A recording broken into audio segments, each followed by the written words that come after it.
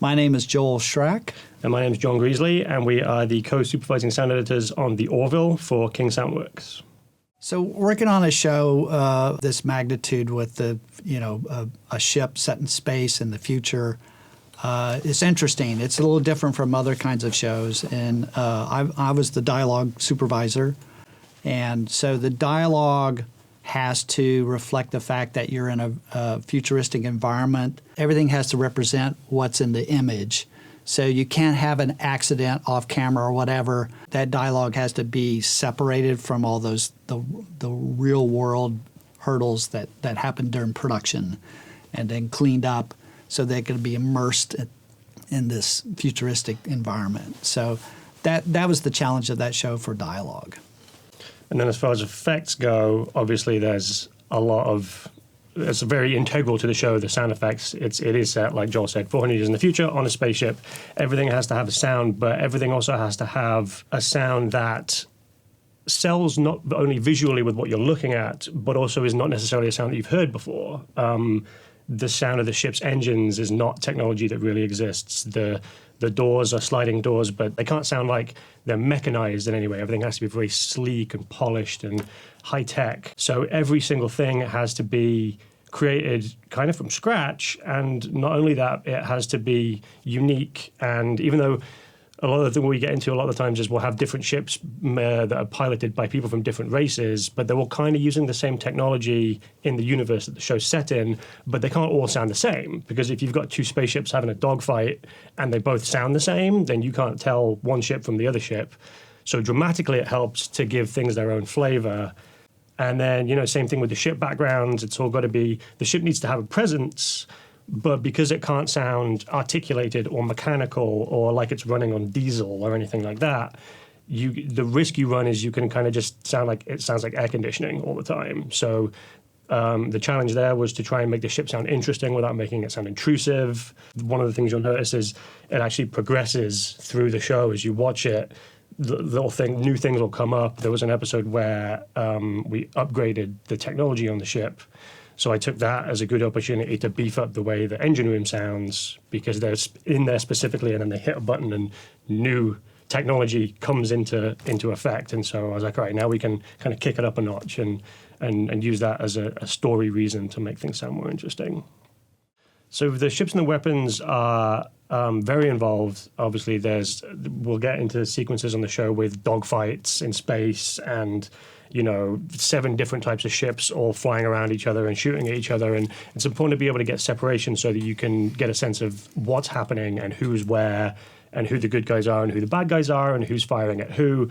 So even though thematically everybody's kind of using the same technology, because it's all these different races from these different planets have shared all their technology, so all the ships kind of run on the same engines and all the weapons fire the same types of projectiles, but you do need to be able to differentiate between them. So I do spend a lot of time trying to give each ship its own flavor and each weapon its own flavor. Like we were talking about earlier, a lot of this stuff has to sound very slick and high-tech, but that can only get you so far if you're really trying to sell the concept that these people are like screaming around, pulling these crazy U-turns and trying to outfly each other to win a battle. So we'll have kind of a toolkit for what the ships sound like, but then when you really get into the nitty-gritty of a dogfight, you're like, okay, well, this isn't going to cut it. We need more.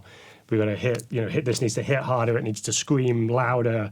It needs to, when it does the barrel roll, it needs a new sound. So as you get into the bigger action sequences, and there are a few really big action sequences in season 2. In the dialogue preparation, when you're talking about different worlds, that a show like this, when it goes to other worlds, obviously they have to film this show in Los Angeles, California in 2019 or 2018. We had to do a lot of extra noise reduction and cleanup work to remove any, so nobody can pick out, oh, that sounds like 2018 Los Angeles, traffic sounds and things like this that are normal. Those things had to be pulled away from the production dialogue so that the sound design of whatever planet they're on can just sit there and there's no conflict there. When we do have a comedic moment, the important thing is to stay out of the way of those things with sound effects, because you can get goofy quickly. And the show isn't a comedy. It's got lighthearted moments, it's got funny moments, but it's really not. It straddles a line between being humorous, being dramatic, being science fiction. And so on the times where we do have humor, we never want to kind of beat it over the head. So balancing that line between,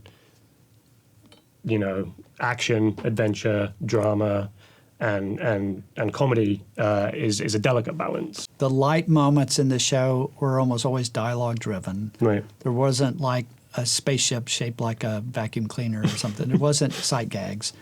And I think the idea of that is a lot of shows set in the future are always very serious in tone. And the refreshing thing about this show is that people can have permission to be funny, just like coworkers in any office scene. They can be very serious and very professional, and they can also be lighthearted. So almost all the humor was dialogue driven. So there wasn't too many opportunities where they leaned on us to provide a sound support to a humorous moment. It was just kind of dialogue driven.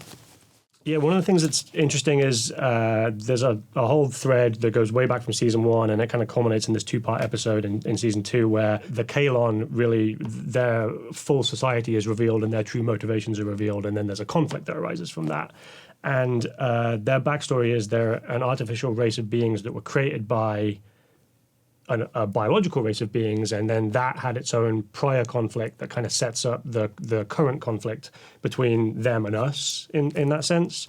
And so this race of creatures are completely biomechanical. They're essentially robots, but they have their own, each one of them has a personality. And so there's an episode where we go to their planet, and it has to sound like just weird and spooky, but you can't have birds or these creatures because everything there is these created, mechanized creatures. And so that had to sound completely unique in that sense. And then when they talk, their voices are processed a certain way to set them aside from everybody else. So that was a completely different set of challenges. Thanks for watching and listening to us talk about the sound of the Orville.